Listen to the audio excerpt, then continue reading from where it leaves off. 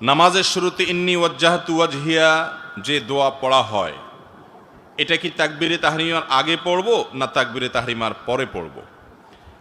আমাদের দেশে অনেক মানুষ আছেন এটাকে জায়নামাজের দোয়া বলেন।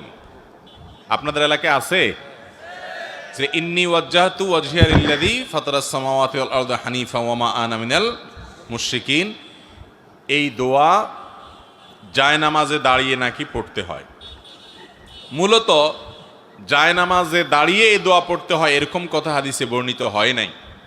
সহিহ মুসলিমের হাদিসে আসছে নবী করিম সাল্লাল্লাহু আলাইহি সাল্লাম যখন সালাত শুরু করতেন, সালাতের জন্য দাঁড়াতেন, তখন এই দোয়া পড়তেন।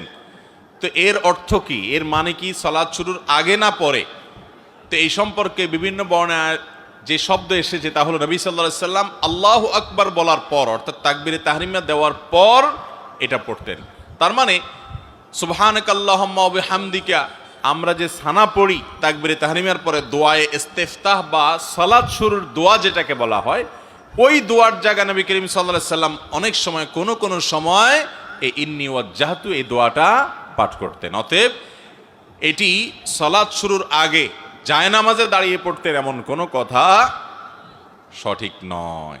এটি মূলত সুবহানাকাল্লাহুম্মা ওয়া বিহামদিকার জায়গায় নবী সাল্লাল্লাহু আলাইহি সাল্লাম পড়তেন, কারণ হাদিসে পরিষ্কারভাবে আল্লাহু আকবার বলার পর তিনি বলতেন, এটি প্রমাণিত। অতএব এটি জায়নামাজে দাঁড়ানোর দোয়া হিসাবে যেটি আমরা জানি সেটি সঠিক নয়। হাদিসের আলোকে এটি হলো সালাত শুরু হওয়ার পর সানা হিসাবে পড়া যেতে পারে।